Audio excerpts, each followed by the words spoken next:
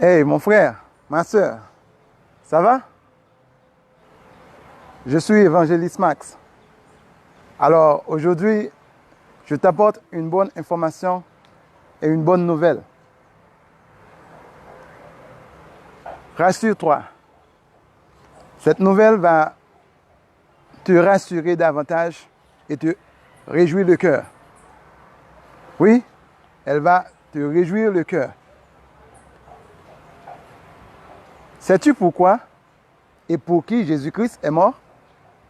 Mon frère, ma soeur, le sais-tu?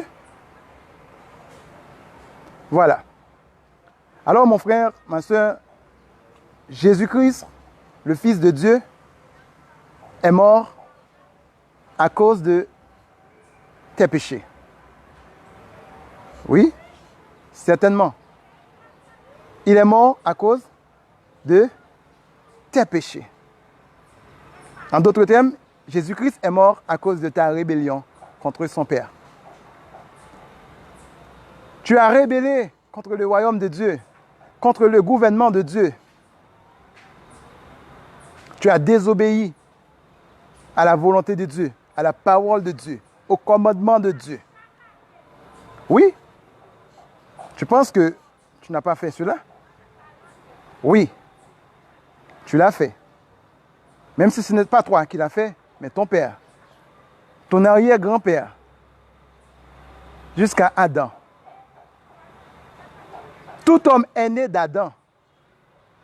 Nous sommes tous des descendants d'Adam. Pourquoi tu as eu cette terre? Pourquoi ton père ou ta mère, après leur mort, a laissé une parcelle de terrain, une maison, et toi tu dis c'est à toi? C'est parce que les biens de ton père ou de ta mère, leur héritage, t'appartiennent. Ainsi, l'héritage d'Adam et Ève appartenait à ton père, ton arrière-grand-père, en arrivant jusqu'à toi. Et c'est quoi? Leur terre, les arbres, les animaux pour nourriture et tout fruit. Ainsi, Adam n'a pas eu seulement la terre comme héritage, mais Adam a eu également le péché venant de sa désobéissance comme héritage. Il a imputé ça en toi. Il a transféré ça en toi.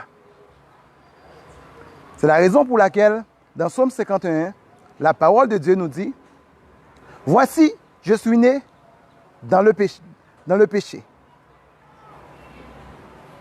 Ma mère m'a conçu dans le péché, je suis né dans l'iniquité. Ma mère m'a conçu dans le péché. » Et dans Romains 3, verset 23, la parole de Dieu nous enseigne que tous ont péché. Tous ont péché et sont privés de la gloire de Dieu. Adam a perdu la gloire de Dieu, mon frère.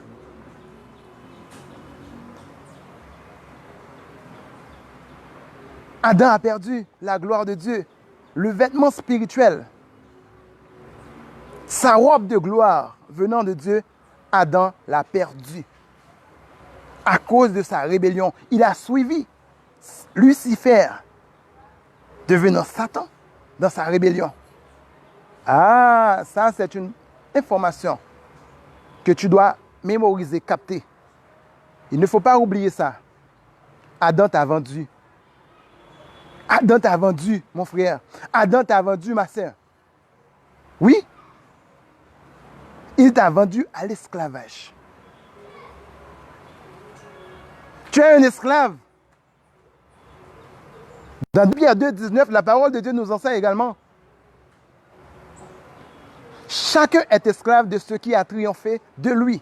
Chacun est esclave de ce qui a triomphé de lui.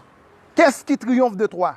Et qu'est-ce qui a triomphé de toi lors de ta naissance? Dans le jardin d'Éden, qu'est-ce qui a triomphé sur ton grand-père Adam? Le péché. C'est-à-dire, Adam était esclave du péché. Il t'a vendu. Que le péché ne règne point dans votre corps mortel. Et le péché a un châtiment. Le péché a ses conséquences. Dans Romains 6, 23, il est écrit, le salaire du péché, c'est la mort. Le salaire de la désobéissance, le salaire de la rébellion d'Adam, c'est la mort. Ainsi, la mort a atteint l'homme, l'être humain composé de 3 parties. L'être tripartite, esprit, âme et corps. Le péché a séparé l'esprit d'Adam à l'esprit de Dieu. Le péché a atteint l'âme d'Adam. Et le péché a aussi atteint le corps d'Adam. C'est la raison pour laquelle, dans Galates chapitre 5, verset 19, apôtre Paul nous a rénuméré les œuvres de la chair. C'est-à-dire les œuvres du péché. La convoitise, l'égoïsme, l'arrogance, la haine, l'hypocrisie, la masturbation, l'impudicité, l'impureté, la rébellion, la dissolution, la jalousie, l'homosexualité et les choses semblables sont les œuvres du péché. Et tout homme vivant dans le péché n'héritera point le royaume de Dieu. Mon frère, ma soeur, ça c'est une information que tu ne dois jamais oublier. Pour qui Jésus-Christ est mort? Jésus-Christ, en tant que le Fils de Dieu, venant sur terre, il est mort pour moi, il est mort pour toi. Pour quelle raison? C'est pour nous délivrer de la condamnation du péché. Le salaire du péché, c'est la mort. Non pas seulement la mort physique, mais la mort éternelle. La Bible nous dit c'est la seconde mort, les temps de feu. En plus, le monde a dit l'enfer n'a pas existé, l'enfer n'a pas existé. Mais tu es banal, toi. Tu es ignorant. Toi qui dis une chose pareille. Tu es ignorant. L'enfer existe. Les temps de feu existent. La Bible nous dit que c'est les temps de feu et de souffle. C'est un lieu là où les vers ne meurent point. Là où il y aura des grincements de dents, des pleurs. Évite cet endroit, mon frère. Évite cet endroit, ma soeur. Cherchez premièrement le royaume de Dieu et sa justice. Au besoin de chercher à se replacer, la caille bon Dieu. Et les choses sur terre surviendront par-dessus tout. Pas découvrir des bagages matériels. Et pas ça qui est prioritaire. Ils sont importants dans la vie. Ils sont importants dans la vie. Mais ce n'est pas eux-mêmes qui sont plus importants. Alléluia. On ne peut pas comprendre ça, mais espérez qu'on comprenne ça, mon frère, ma soeur. Les choses terrestres, ils sont importants, mais pas très importants. La vie éternelle, c'est l'essentiel. Si vous mourrez sans Christ, sans que vous ne soyez pas régénéré, bien la vie éternelle, vous mourrez pauvre. Qui ça qui mourit pauvre? C'est Namou. Est-ce que Namou riche? Ou même capitaine de là, est-ce que Namou riche? Es-tu riche? Est-ce que Namou riche? Ou capable ou doit répondre à une question ça? Mettons en mesure pour répondre à une question ça. Si je me demande est-ce que corps riche? Oui, je gagne l'argent, je gagne bien, je gagne belle machine, belle caille, malaise. Mais et ton âme? Elle ne fait pas partie de toi? L'être humain en 3 parties, l'esprit, l'âme, le corps. Le corps seulement est riche. Où est passée l'âme? Où est passée la richesse de l'âme, la richesse de ton esprit? Qu'est-ce qui triomphe de toi? Le corps? La chair? L'âme ou l'esprit?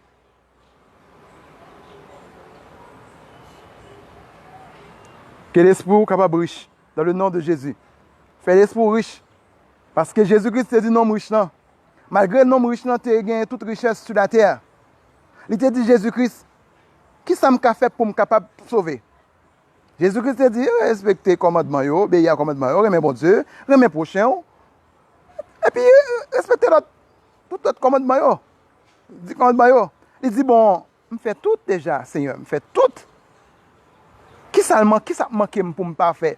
Ah, Jésus-Christ dit, bon, si tu veux être parfait, voici ce que tu vas faire.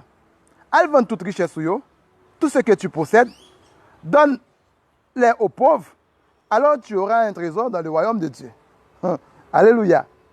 C'est Jésus-Christ qui mission en réponse, que Jésus-Christ pas voulu démentir, monsieur, parce que Jésus-Christ pas même démentir le monde, il dit juste la vérité. Il dit, monsieur, mon jamais soit fait, allez vendre tout ça que vous possédez, richesse sur eux, vendez, partagez richesse avec les pauvres. C'est alors qu'il y a un trésor dans celle-là. C'est-à-dire que malgré toute richesse, non riche n'a gagné sur la terre, pour son corps, il n'a jamais eu de trésor dans le ciel. Il n'y a pas de jamais de richesse dans celle-là. Alléluia. Il n'y a pas de jamais aucune richesse là qu'est bon Dieu. Jésus-Christ dit, c'est là qu'il fait geste ça, partager, laisse ça, là, un trésor dans le royaume celle-là. Alors, monsieur te viré tout triste. Pour qui ça? Parce que lui-même qui peut vendre tout ça qu'il gagne pour le vin pauvre. Jésus-Christ pas dit le vin pauvre. Jésus-Christ besoin obéissance, esprit de partage. Jésus-Christ besoin, monsieur, comprendre ça, il y a un trésor céleste. Il y a une richesse céleste. Maintenant, est-ce que vous comprenez ça vous-même?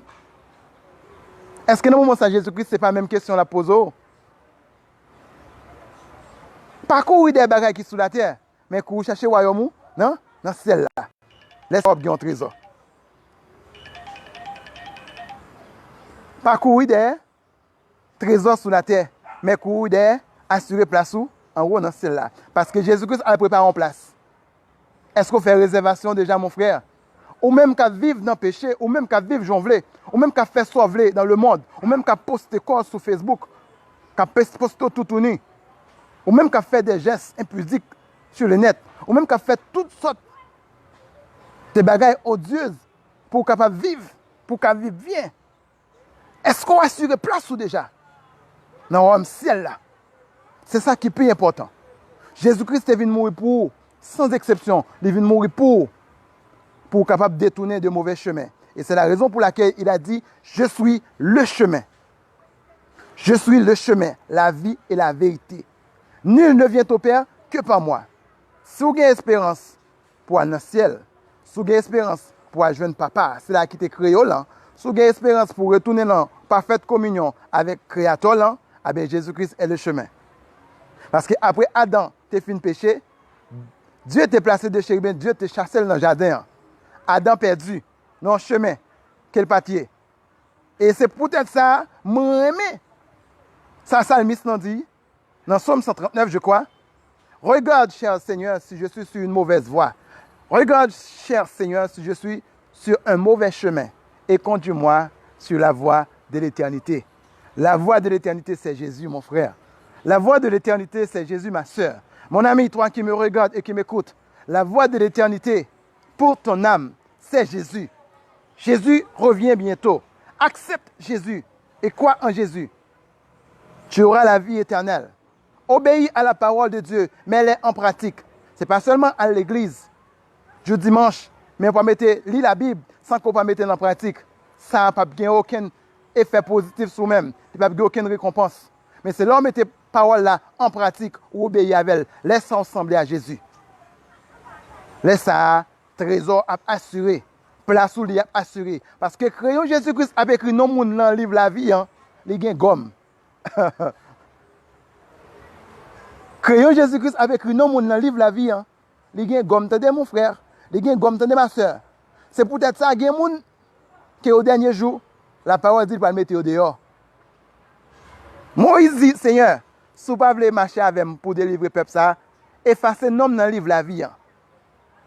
Et Jésus-Christ dit dans Apocalypse chapitre 3, je crois, si je ne me trompe pas. Apocalypse 3.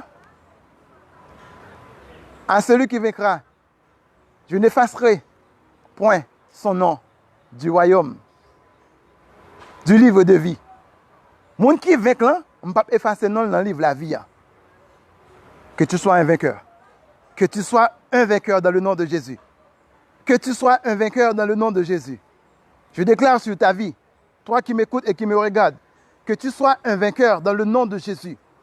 Un vainqueur dans le sang de l'agneau. Un vainqueur par la puissance de Jésus-Christ qui a été crucifié pour toi. Dans le nom de Jésus, je déclare cela. Oui, que tu sois un vainqueur. On a rencontré bientôt dans le royaume de Dieu. Dans le nouveau royaume qui va naître sur cette terre. Une nouvelle vie sans péché, sans désobéissance, sans guerre, sans pleurs, sans douleur, sans souffrance, sans l'égoïsme, sans l'hypocrisie, la jalousie, sans la haine. Mais c'est le bonheur. Car les projets de l'Éternel pour toi, ce ne sont pas des projets de malheur, mais des projets de paix et de bonheur. Mais les projets du monde pour toi, du prince de ce monde, voici les projets du prince de ce monde pour toi, mon frère. Le diable a trois desseins pour toi. Toi qui vis encore dans le monde. Le diable, Satan, a trois desseins pour toi. Il est venu et il a planifié contre toi pour te dérober ta richesse. Il a planifié contre toi, alléluia. Il a planifié, amen, pour te détruire. Oui, pour te détruire, toi et ta famille et tes amis. Il a planifié pour cela. Et la troisième planification qu'il a fait pour toi, c'est de t'égorger. Il a planifié de t'égorger. C'est pour cela qu'il a dit à ses serviteurs, si tu es là, choix moi, pas t'a mourir. Qui est-ce qui détruit choix là encore? C'est lui-même. Au besoin faire très attention. Au même qu'à vivre pour plaisir, ou pas vivre pour agréable à Dieu. Pendant qu'il va chercher à faire mon ouais, on va chercher célèbre dans le monde. Oui, ou capable de célèbre dans le monde. Pour le prince de ce monde. Mon parent célèbre pour l'Éternel qui t'a créé. Mon parent célèbre pour celui qui a été meurtri, qui a été souffleté, qui a été blessé pour toi, Jésus-Christ. Aux parents célèbres pour ton sauveur. Que tu sois un célèbre pour ton sauveur. Que tu sois un célèbre pour le royaume de Dieu. Dans le nom de Jésus. Que ciel-là capable de reconnaître, non pas le monde. Que le royaume ciel-là capable de reconnaître. Alors c'était avec vous, évangéliste Max, qui est avec vous, qui t'a diffusé en direct message ça. Mais j'espère que vous béni, mais j'espère que vous comprenez, mais j'espère que vous avez un autre changement de mentalité, mais j'espère que vous avez une nouvelle créature dans le royaume de Dieu. Car la parole de Dieu nous dit dans 2 Corinthiens 5:17, si quelqu'un est en Christ, il est une nouvelle créature, les choses anciennes sont passées. C'est certainement vous-même, mon frère et ma soeur, qui avez là, qui regardé là, ou son nouvelle créature, toutes sortes qu'on fait longtemps, vie que vous avez gagné dans le monde, vous doit passer. Et si vous-même tout, vous voulez venir une nouvelle créature, vous voulez naître de nouveau en Jésus-Christ, vous devez gagner l'autre vie, marcher, amen, de une nouvelle vie, comme Christ a marché lui-même. Avec vous, évangéliste Max. Bon week-end.